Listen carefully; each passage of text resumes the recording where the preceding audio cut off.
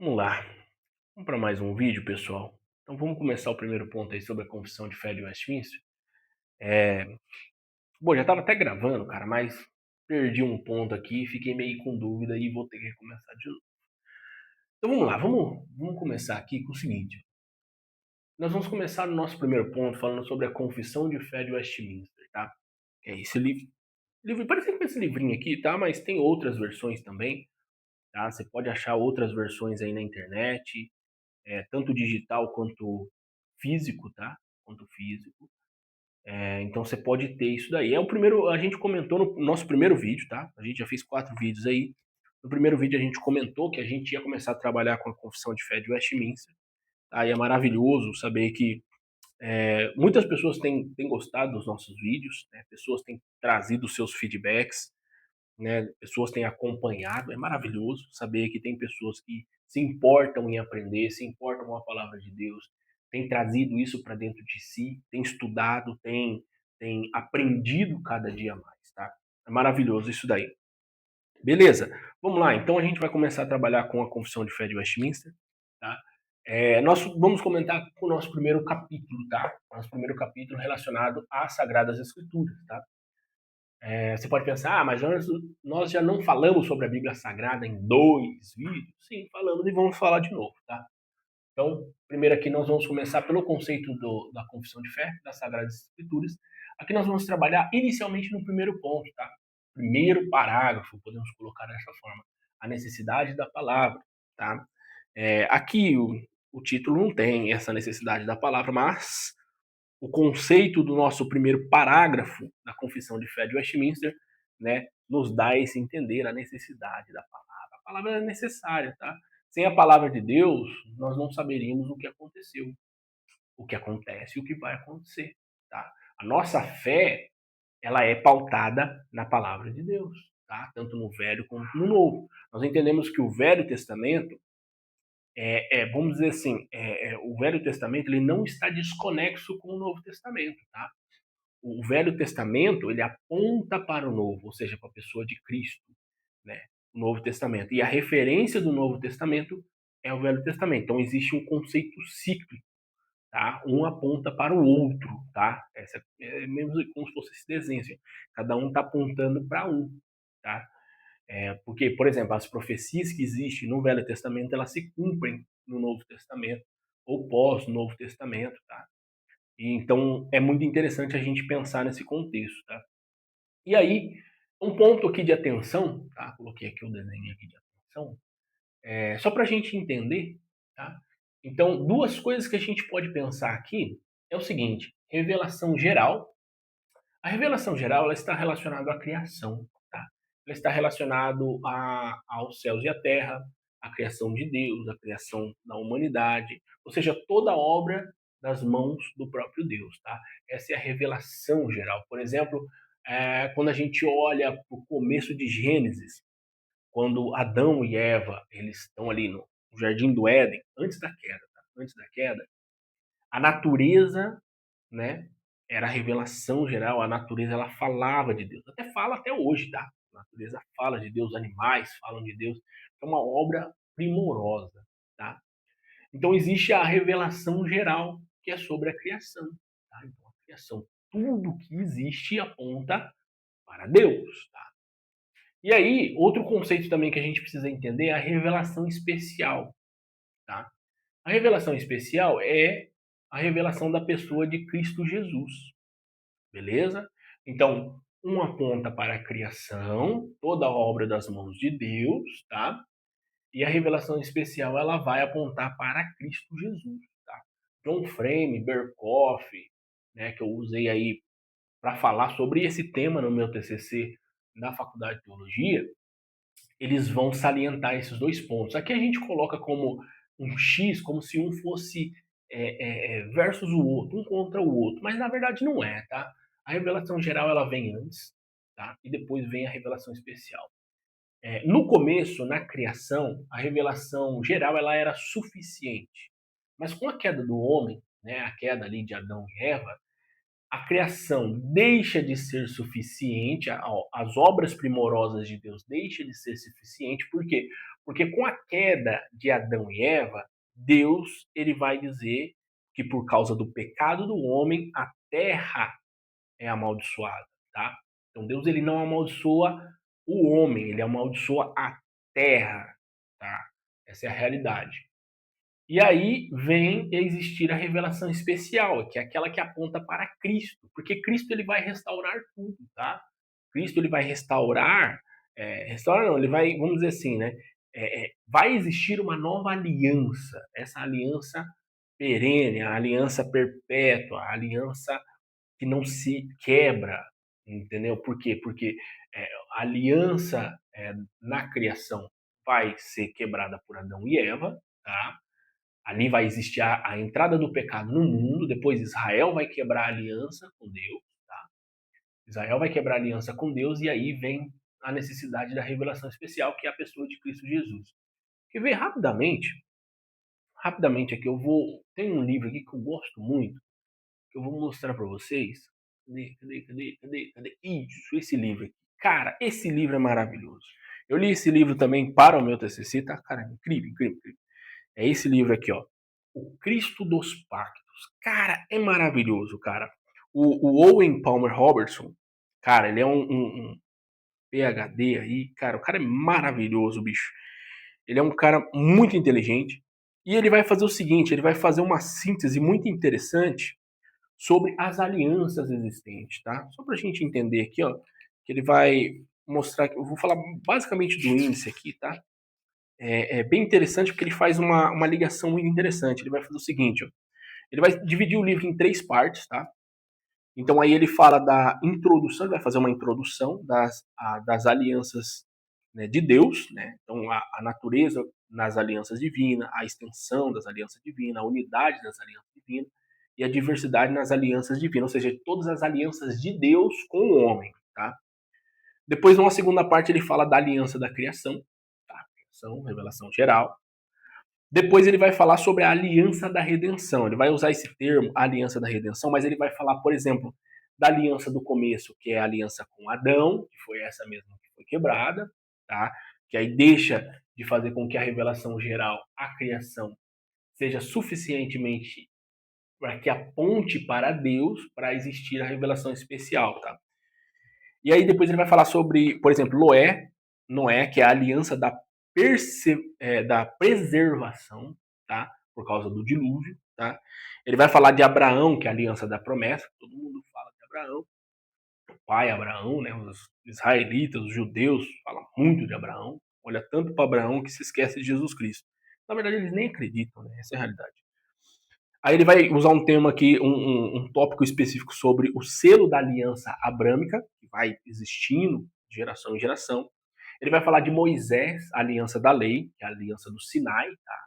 Então, por exemplo, os judeus ainda vivem na aliança do Sinai, né? Os 10 mandamentos, que se divididos dá 640 e algumas coisas de ordenanças que os judeus precisam cumprir, mas eles não conseguem cumprir tudo, então se eles pecam em um, eles pecam em todos também, tá? E aí peca com o decálogo, né, que a gente chama de 10 mandamentos. E aí ele vai ter um tema aqui excurso, né, alianças ou dispensações, né, qual dessas estrutura a Bíblia, né, vai ter ali um ponto de discussão. Depois ele volta de novo para falar da aliança de Davi, né, a aliança do reino, né, e depois tudo culmina para Cristo, a aliança da consumação. Cara, é maravilhoso esse livro, tá? Se vocês puderem ter esse livro, vai custar aí acho que uns 30, 40, 50 reais, não lembro quanto eu paguei. Esse daqui também é da editora Cultura Cristã, se eu não me engano, tá? Tem um símbolozinho deles aqui. Isso, da editora Cultura Cristã, eu comprei na Amazon na época. O Cristo dos Pactos, muito bom, é uma análise exegética e teológica das sucessivas alianças bíblicas e do seu papel no desenvolvimento da revelação de Deus. Cara, o Owen Palmer Robertson é muito bom para falar sobre esses conceitos, tá? De como todas essas alianças apontam para a revelação especial que é Cristo Jesus. Tá? Tudo isso converte para Cristo. Beleza? Vamos lá? Então vamos ler nosso primeiro parágrafo aqui da Confissão de Fé de Westminster. Cara, é muito importante, tá? Deixa eu mostrar para vocês aqui rapidamente. Eu mostrei, eu vou mostrar de novo. É importante você ter isso daqui, ó. Confissão de Fé de Westminster, tá? Físico ou digital? Tenha. Tá? Para que a gente vá acompanhando ponto a ponto, parágrafo a parágrafo. Eu não vou colocar legenda, não vou colocar nada, então posso até colocar na descrição aí o texto, né? Se eu lembrar, claro. Se eu não lembrar, não vai ter. Mas é só para vocês entenderem aqui, tá?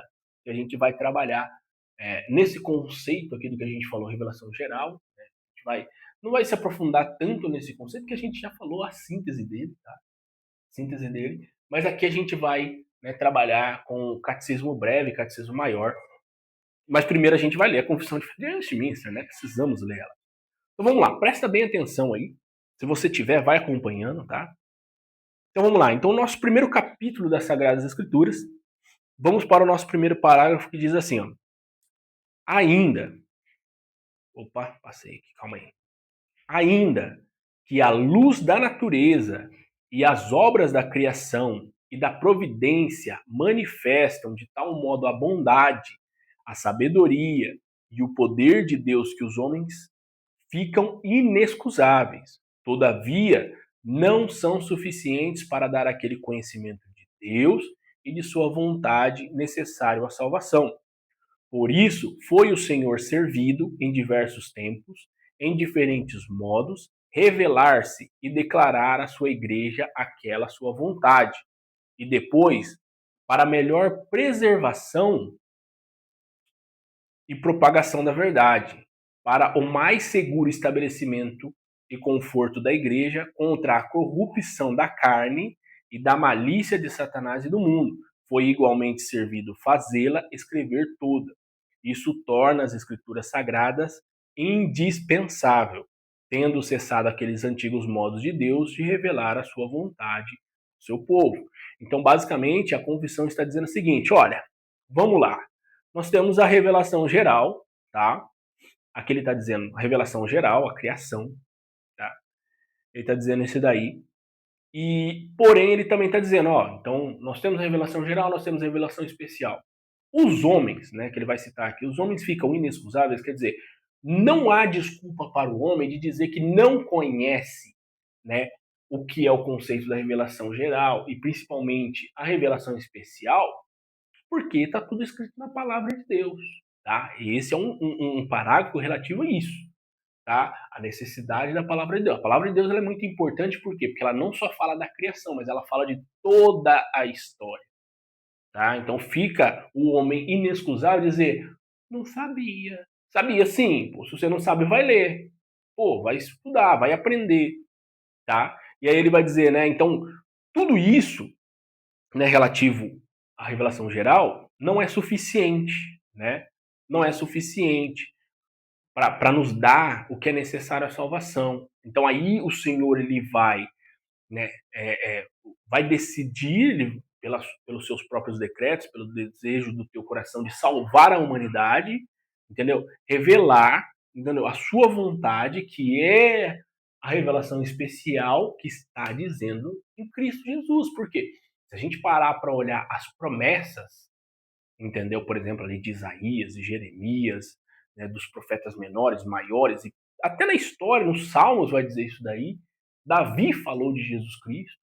Então tudo vai apontando para Jesus Cristo, tá? Tudo vai apontando para ele, tá? Então o Senhor ele se revela, entendeu? Pela sua palavra. E aí, olha para você ver que interessante. É muito louco porque assim, quando a gente fala palavra de Deus, Bíblia Sagrada, a gente vê um livro. E Deus, cara, ele é tão maravilhoso e tão bom, tão soberano, que o que muitas vezes as pessoas acham que é maldade ou que é algum problema, alguma situação, Deus está dizendo o que aconteceu.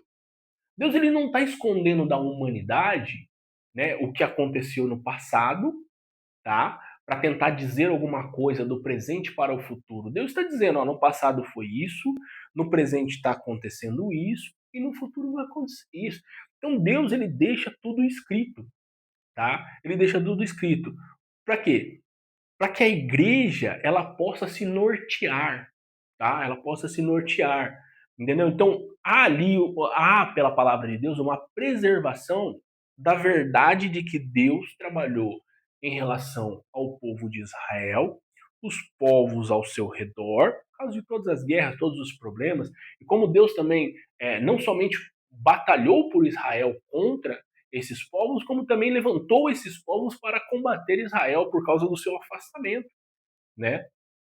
Então olha para você ver, Deus ele está deixando bem claro, olha, então ande comigo, esteja comigo, você será vitorioso, você terá bênçãos, você será curado, transformado, entendeu? Não quer dizer que não vai ter problema, mas você vai ter a essência da presença do Espírito Santo na tua vida.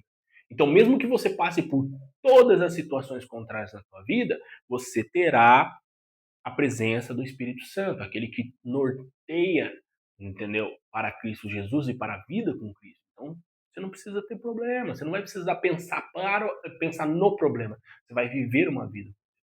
Tá? Então, o Senhor ele faz necessário, entendeu? Escrever a Bíblia, escrever a palavra de Deus aí por muitos e muitos anos, entendeu? Para que a igreja ela saiba ouvir as palavras do Senhor, né? E o que não tem acontecido muito hoje, a igreja ela tem se afastado da Bíblia, das origens da palavra de Deus. Então ela tem deixado com que a necessidade da palavra, entendeu? Exista, né, numa larga escala muito grande, tá? Então o povo tem se afastado da palavra de Deus. E aí o Senhor ele vai dizer o seguinte, né? Que a palavra de Deus ela vem ser necessária escrever-se, né, pela revelação do próprio Espírito Santo, para quê?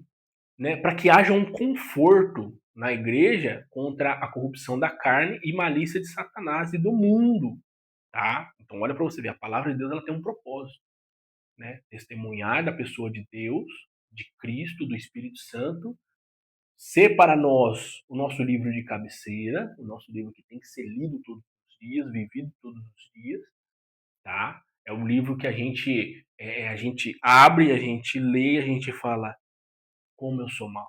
Essa é a realidade, porque ela vai mostrar pra gente quem nós realmente somos, tá?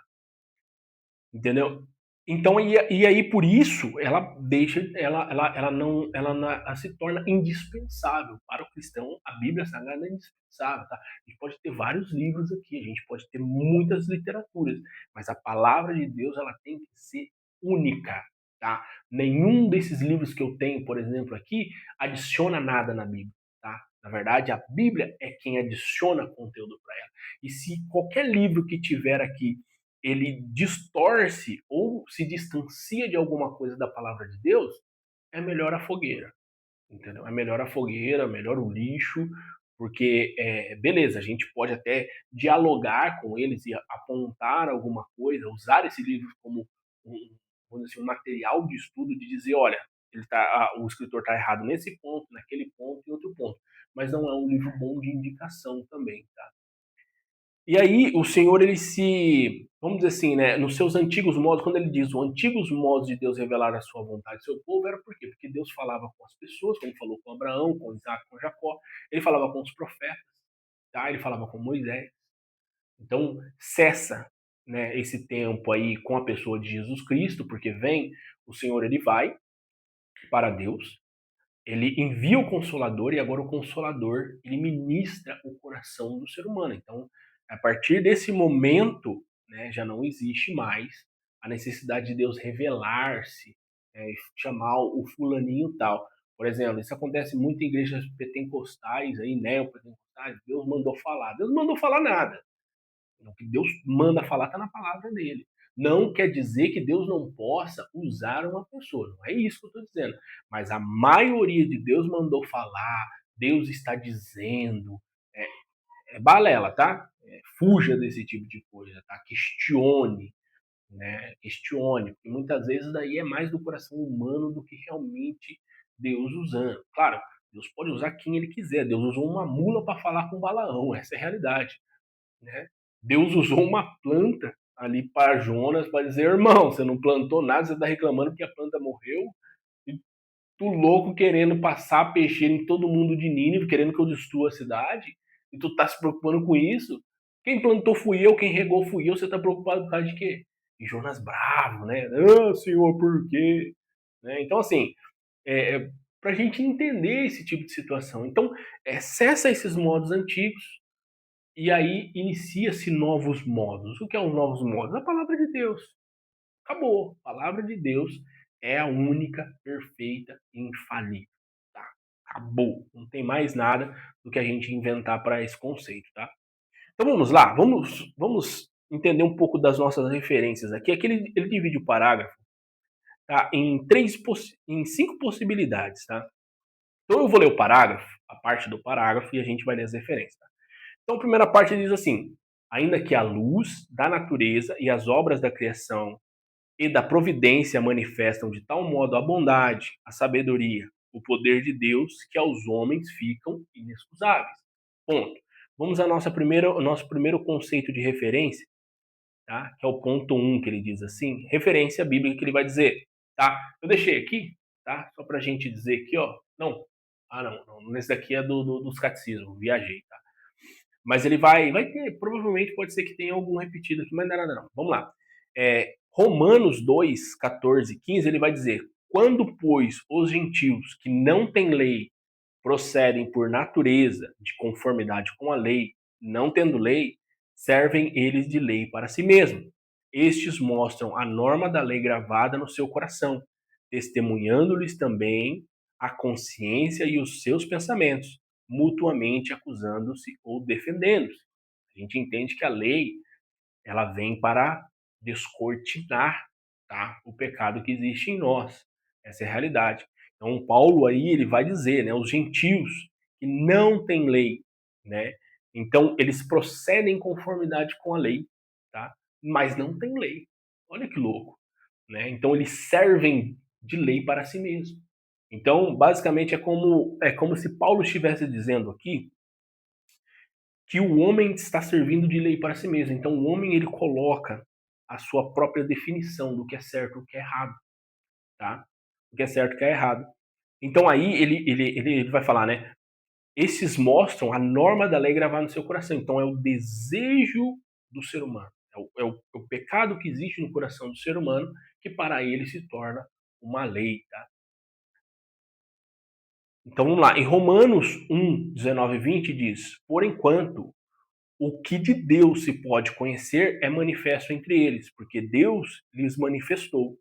Porque os atributos invisíveis de Deus, assim como o seu eterno poder, como também a sua própria divindade, claramente se reconhecem, desde o princípio do mundo, sendo percebido por meio das coisas que foram criadas. Tais homens são, por isso, indesculpáveis. É o conceito. Não precisa nem comentar nada, porque já está bem sistematicamente definido aqui por Paulo. Tá? Salmos 19, de 1 a 3, vai dizer: os céus proclamam a glória de Deus, e o firmamento anuncia as obras de tuas mãos. Um dia discursa outro dia, e uma noite revela o conhecimento a outra noite.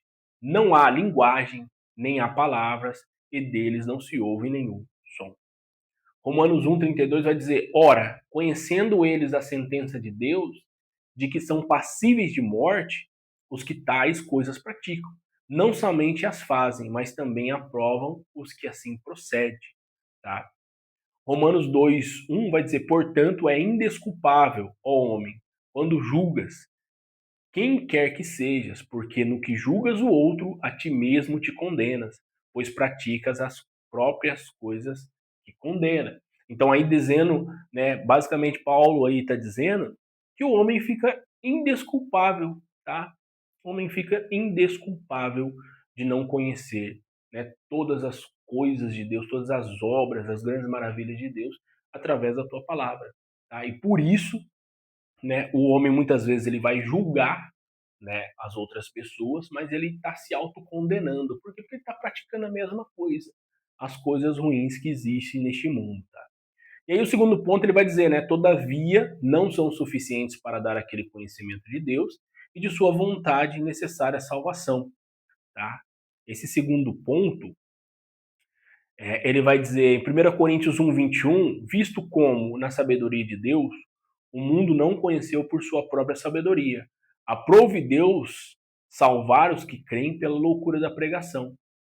Tá? 1 Coríntios 2, 13 e 14 vai dizer, disso também falamos, não em palavras ensinadas pela sabedoria humana, mas ensinadas pelo Espírito, conferindo coisas espirituais com espirituais.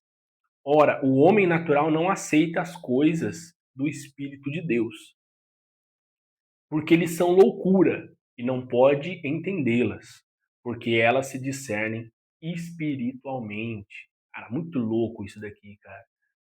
Paulão dando pedrada. Vamos lá. O terceiro ponto ele vai dizer: por isso foi o Senhor servido em diversos tempos, em diferentes modos, revelar-se e declarar à sua igreja aquela sua vontade. Tá? Então, opa, esse é o segundo ponto, né? E viajei. Repetir de novo, vamos voltar. Então, o terceiro ponto é: e depois, para melhor preservação e propagação da verdade, para mais seguro estabelecimento e conforto da igreja contra a corrupção da carne e malícia de Satanás do mundo, foi igualmente servido fazê-la escrever toda, né? Aí, referência sobre a palavra de Deus. E aí, nesse ponto, Provérbios 22, 19 e 21 vai dizer: para que a tua confiança esteja no Senhor, quero dar-te hoje a instrução, a ti mesmo. Porventura, não te escrevi excelentes coisas acerca de conselhos e conhecimentos, para mostrar-te a certeza das palavras da verdade, a fim de que possa responder claramente aos que te enviarem. Então, aí, Provérbios, né? A gente dificilmente gosta de ler provérbios porque cada provérbio é uma pedrada top, né? É uma chicotada que a gente toma. Né? Lucas 1, 3, 4 vai dizer: igualmente a mim me pareceu bem, depois de acurada investigação de tudo desde a sua origem, dar-te por escrito, excelentíssimo Teófilo, uma exposição em ordem, para que tenhas plena certeza das verdades em que fostes instruído. Tá? Aí é Lucas escrevendo para Teófilo. Aí. Então ele está dizendo que foi escrito momento por momento, né? Ali o Evangelho de Lucas, né? Para que desse a Teófilo ali uma ordem, um conceito geral, né? Que era a base da fé, entendeu? Dessas pessoas que acreditavam em Jesus Cristo naquele momento. Tá? Romanos 15, 4. Pois tudo quanto outrora foi escrito para o nosso ensino, foi escrito, né? A fim de que, pela paciência e pela consolação das Escrituras, tenhamos esperança. Falo novamente aí, dando aquela pitadinha de chinelada na gente. Né? Mateus 4, né, 4, 7 e 10, ele vai fazer um compêndio aí de vários versículos, dizendo: Jesus, porém, respondeu: está escrito, não só de pão viverá o homem, mas de toda a palavra que procede da boca de Deus. Aí, sobre a tentação, né? Aí ele vai dizer: respondeu-lhe Jesus, também está escrito, não tentarás o Senhor teu Deus. Então Jesus lhe ordenou: retira-te, Satanás, porque está escrito, ao Senhor teu Deus adorarás e só a ele darás culto. Isso aí é um compêndio de versículos sobre a tentação de Jesus, né? Quando Satanás ele vai lá e fala: ó, se você está com fome, então faça com que essas pedras se tornem pão. Né? Aí leva ele no pináculo do templo, fala: se joga daqui, e leva ele depois no mais alto monte e diz: ó, se me prostrares, adorares, te darei tudo. Né? E aí o Senhor ele responde. E como que o Senhor, e por que o Senhor responde? Por que Jesus ele vai responder dessa forma? Porque Jesus ele simplesmente ele se deleitava na palavra de Deus, tá? Jesus ele se deleitava na palavra de Deus, ele conhecia, ele era o Deus encarnado, tá? Então ele conhecia todas essas palavras. Então ele vai simplesmente responder pela palavra de Deus. Por exemplo, o que nós entendemos? Quando vem existir um problema sobre a nossa vida, né, ou a gente precisa agir em algum momento na defesa da nossa fé, do nosso conceito de fé, a gente tem que estar bem estruturado na palavra de Deus. Não adianta a gente dizer, eu sou cristão, mas quando alguém questiona a sua fé, o que você faz? Você corre, né? Você corre. Por quê? Porque você não tem solidez. Você não sabe defender a sua própria fé. Ó, por que você crê nisso? Né? Se alguém te perguntar, tá, beleza, por que vocês tomam Santa Ceia? Você sabe responder? Né? Não sabe. Quais são os sacramentos que hoje existem na igreja? Né? Os mais importantes sacramentos. Às vezes você não conhece. Né? Hoje, pra gente, o sacramento é a Santa Ceia e o batismo. Tá? Então olha para você ver o batismo como referência geral, né, da nossa fé em Cristo Jesus, tá? E a Santa Ceia como participação, né? não só da representação da última ceia, né, que Jesus participou, mas ele também nos faz preparar para a eternidade para que participemos da ceia no reino do Pai. Então a gente tem que entender isso daí, tá? Tem que entender o que significa, né, os conceitos básicos. E quando a gente for questionado de alguma coisa, a gente saiba onde está na palavra de Deus, do porquê que a gente acredita nisso, do porquê que a gente está defendendo esse ponto, mas com solidez, de dizer, está aqui, está escrito, eu creio por causa disso, disso, disso. Né? Muitas pessoas não conseguem fazer uma defesa da sua fé, tá? Vamos lá, para finalizar aqui esse ponto. Isaías 8, 19 e 20 diz: Quando vos disserem, consultai os necromantes e os adivinhos, né, que chilreiam, nossa, que palavra legal, né? Chilreiam e murmuram. Acaso não consultará o povo ao seu Deus? A favor dos vivos se consultarão os mortos? A lei e ao testemunho. Se eles não falarem dessa maneira, jamais verão a alva. Tá? Então Isaías aí dando uma boa chinelada pra gente. Tá? Vamos lá, ao quinto ponto, tá? Ao quinto ponto sobre essa questão, tá? Ao quinto ponto, isso. O quinto ponto vai dizer assim, ó. Isso torna a escritura sagrada indispensável, tá? Então aí, o quinto ponto, tá? Isso torna a sagrada escritura indispensável. E aí a gente vai lá para 2 Timóteo 3,15, que diz: E que, desde a infância, sabes as sagradas letras, que podem tornar-te sábio para a salvação pela fé em Cristo Jesus. É Paulo escrevendo para Timóteo aí, tá? Paulo está escrevendo para Timóteo, a segunda carta a Timóteo, né? E ele diz aí que desde a infância sabes as sagradas letras, que podem tornar-te sábio para a salvação pela fé em Jesus Cristo. Não tem nem comentar. 2 Pedro 1,19 diz: Temos assim, tanto mais confirmada a palavra profética, e fazeis bem em atendê-la, como a uma candeia que brilha em lugar tenebroso, até que o dia clareia e as estrelas da alva nasçam em vosso coração.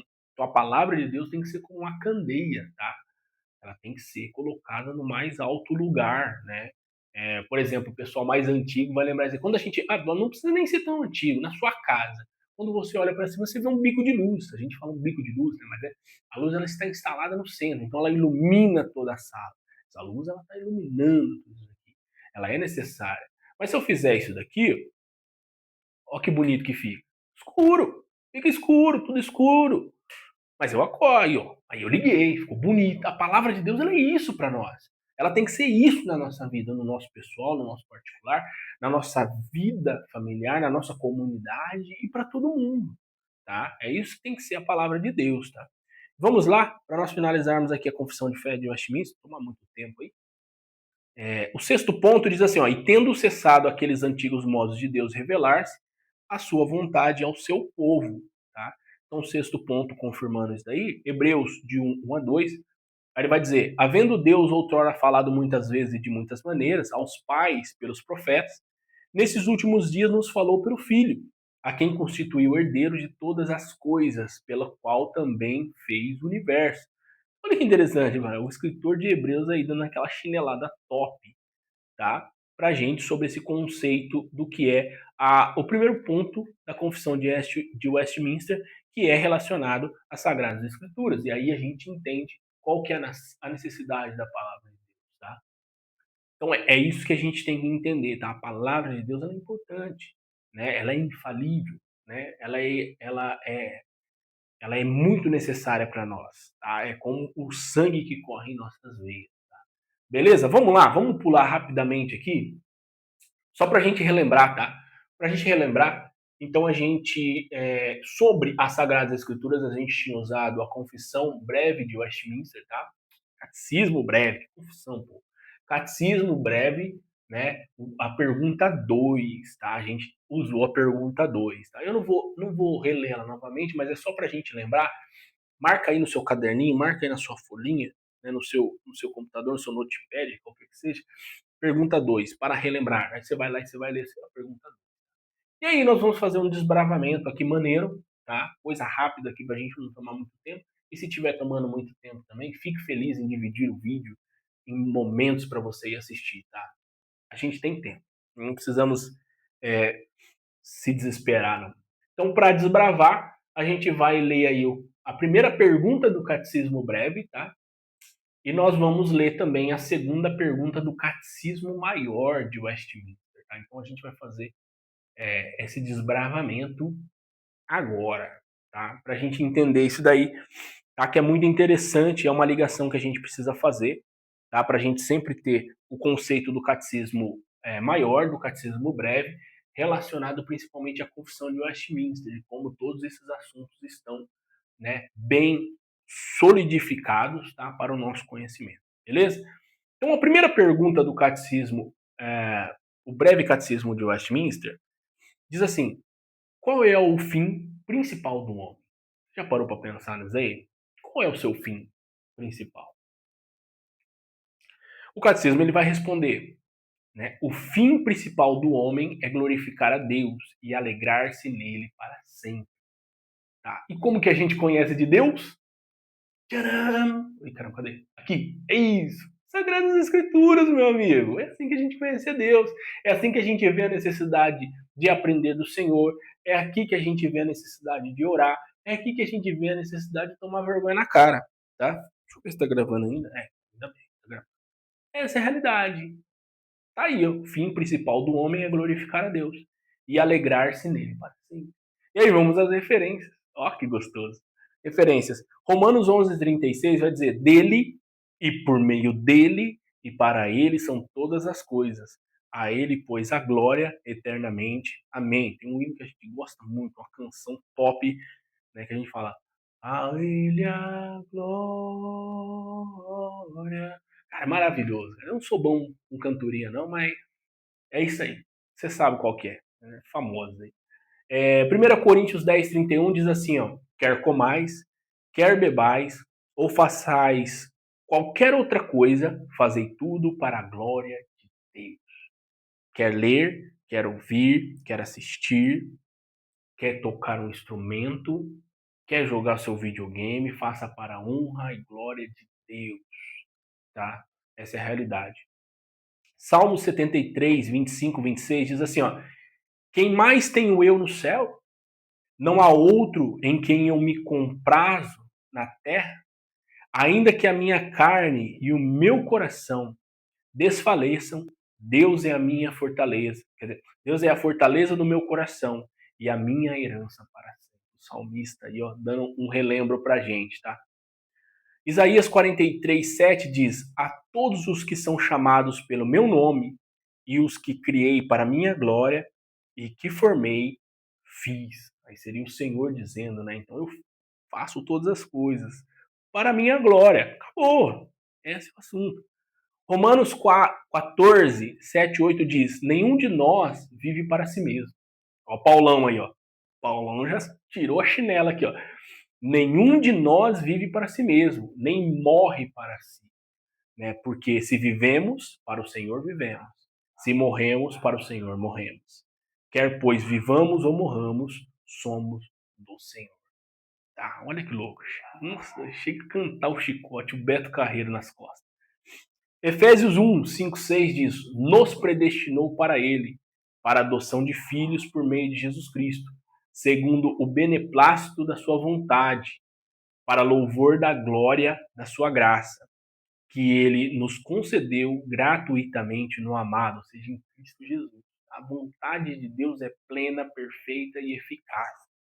Acabou. João 17:22 diz: eu lhes tenho transmitido a glória que me tens dado, para que seja um como nós o somos. Tá? E o próprio Jesus falando, né, para os seus discípulos, né, e para as pessoas que estavam ao seu redor. Tá?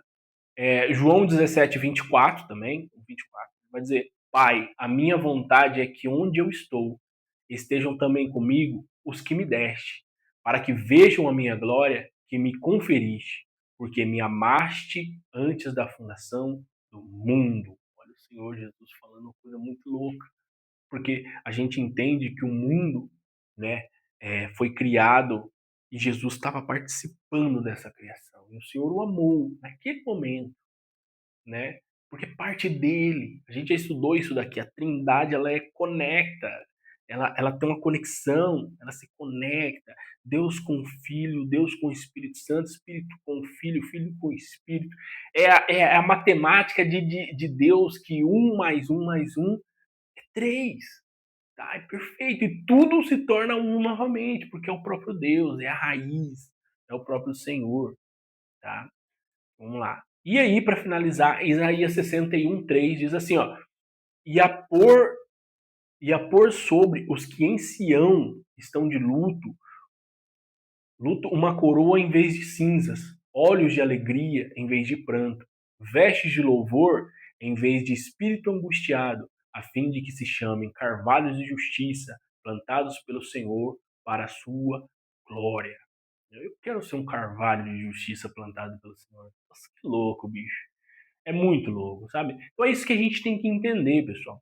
A gente tem que entender esse conceito e a gente tem que preparar, né, o nosso coração para a palavra de Deus, tá? Para a palavra de Deus, para o que o Senhor nos traz de conhecimento pela palavra, para que conheçamos o Senhor, conheçamos o Teu Filho, conheçamos o Espírito Santo. Então, beleza? A gente leu aqui, né, a primeira pergunta do catecismo breve, tá? Se a gente fosse ler o catecismo maior, a primeira pergunta, ela também seria muito igualitária, mas a gente vai ler a pergunta 2, que também bate com esse tema que a gente está falando aqui, tá? Beleza? Que é a nossa necessidade de conhecer a Deus. E como conhecermos a Deus? Pelas Sagradas Escrituras. Tá? Vamos lá? Então diz assim, a pergunta 2 do Catecismo Maior, de onde se infere que há um Deus? Ou seja, de onde tiramos, né, de que há um Deus? De onde tira esse conceito? A resposta: a própria luz da natureza, no espírito do homem e as obras de Deus claramente manifestam que existe um Deus. Porém, só a sua palavra e o seu espírito revelam de um modo suficiente e eficaz aos homens para a sua salvação. Olha que louco, mano. Que doido. Tô com soninho. Vamos lá. Primeira referência aqui. Aqui ele também dividiu, tá? Em 2 pontos, tá? Inciso 1, inciso 2. O primeiro diz assim, ó. Romanos 1, 19 e 20 diz: porquanto o que Deus se pode conhecer é manifesto entre eles, porque Deus lhe manifestou.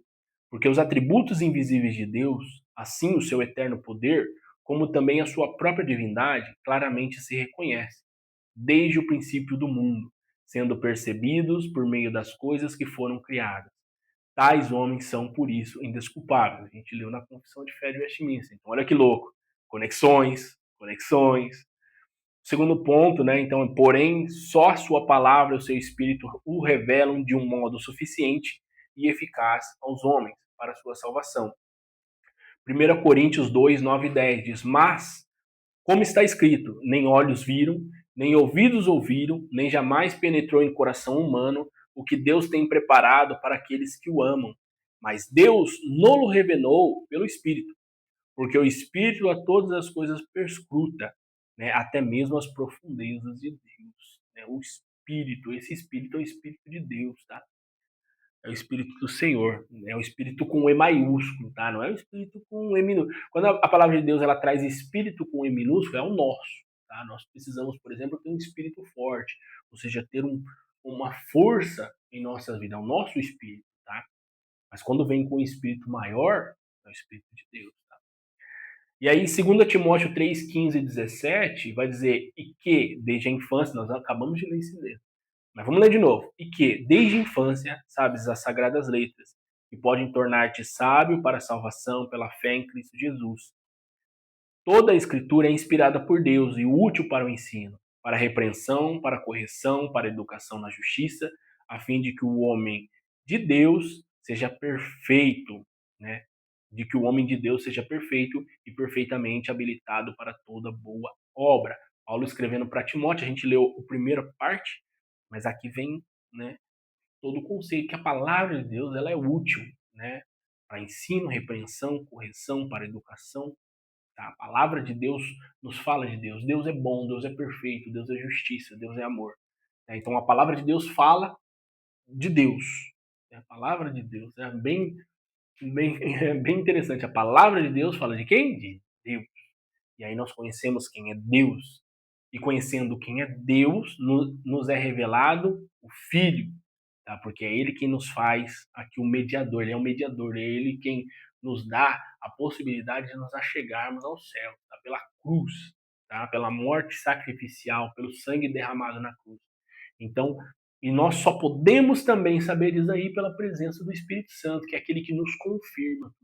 Olha que louco. Então a gente também recebe a participação da Trindade, das três pessoas da Trindade, do Deus, do Filho Jesus Cristo e do Espírito Santo, tá? Então que fique bem entendido pra gente. E um ponto legal é nós, vamos lá. Eu coloquei aqui um ponto para procurar, tá? Tome vergonha na cara e vai estudar. Para procurar. Então esse é um ponto aqui, né? Para que a gente possa procurar alguns reformadores, algumas pessoas que escreveram bons livros, tá? Teologia sistemática, dogmática e um monte de coisa. É maravilhoso. Tá? Então, para a gente manter o nosso conceito em escritores reformados, conceito reformado, tá? Então vamos lá. É um cara muito legal que eu gostei de ler, né? E isso foi de suma importância para o meu TCC, foi Louis Berkhoff, muito bom, muito bom. John Frame, tá? Eu citei aqui John Frame também, foi esses dois aqui que eu fiz uma junção de conceitos, principalmente relacionado à revelação geral, à revelação especial. Um cara que eu gostei muito de escrever, desculpa, de ler, e eu achei, cara, muito bom, Herman Bavinck, muito bom. Eu achei que ele seria difícil de ler, mas, cara, ele é um cara, assim, é extenso, tá? Os escritos é extenso. A teologia sistemática dele é bem condensada, então ele vai gastar aí, por exemplo, 20 páginas, 25 páginas no tema. Mas, cara, é muito legal como o Herman Bavinck ele faz. Que ele dá toda uma volta, ele explica muita coisa, ele fala detalhado sobre muitas coisas, mas ele sempre vai voltar para Jesus Cristo.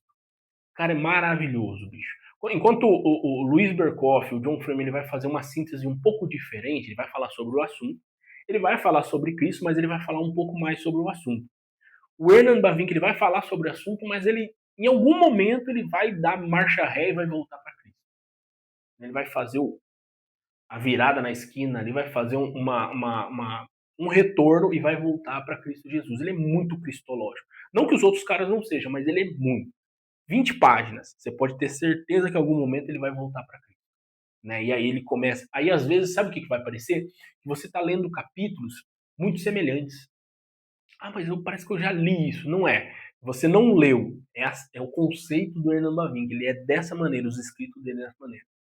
Eu ainda não li, tá? Mas foi de muita recomendação de algumas pessoas, né? De ler Francis Turretin, que também é um reformado e contribui muito para esse conceito reformado de estudo maravilhoso. Já ouvi falar muito, tá? Eu ainda não li, né? Mas preciso tomar vergonha na cara e começar a ler também.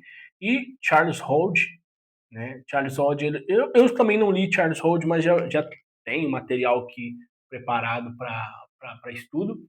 Tá? Então esses caras aqui, procura sobre esses caras, procura bons escritores na tua vida, procura pessoas que trabalham não somente o tema, mas faz com que o tema volte para Cristo Jesus. Muitas vezes a gente vê muitos livros, muitas pessoas escrevendo livros que começam bons, começam maravilhosos, mas ele se perde no meio do caminho. E ele deixa de olhar para Cristo. Ele deixa de olhar para o consumador da nossa fé. E isso é ruim. Por que é ruim? Porque às vezes a pessoa está divagando sobre assuntos e aí a leitura ela se torna difícil, ela se torna pesada, ela se torna uma leitura muito mecânica. E isso é muito ruim, principalmente para o nosso conceito de fé, porque às vezes a gente desanima, para de ler, e aí às vezes a gente fica desanimado de ler outros livros com um estigma de estar pegando esse tipo de assunto. Beleza? Acho que é isso, pessoal. Acho que eu demorei um pouquinho mais hoje e provavelmente no próximo vídeo eu vou demorar mais ainda, tá? Mas fiquem em paz, Deus abençoe vocês, vocês estão acompanhando, vocês que estão gostando do assunto, tá? Comenta aí, fala, ó, tá bom, tá ruim, né? O que tá acontecendo? Sabe? Me dê um retorno, me dê um feedback. É muito bom quando vocês comentam, quando vocês questionam, quando vocês dizem, ó, não concordo, mas tá aqui o porquê que eu não concordo. Cara, isso é muito importante. para que a gente continue evoluindo, para que a gente continue abraçando o conceito mais profundo da palavra de Deus, e como a confissão olha, como os catecismos olham, como os livros e os escritores olham esse tema, para que a gente possa tentar, da melhor maneira possível, trazer o assunto, responder as perguntas e continuar aí com a nossa evolução. Beleza, pessoal? Acho que é isso. Deus abençoe todos vocês. Eu vou fechar o computador, que eu também já tô com fome, tá? Mas é de jantar, né, pô? Tava correndo, tava me exercitando, né? E colocar umas proteínas no corpo. Beleza, pessoal? Então, até que eu desligue, tá? Fique com a nossa imagem em pausa, vai estudar esse tema aí, tá? Deus abençoe vocês, fique na graça e na paz de Deus, boa semana e até mais.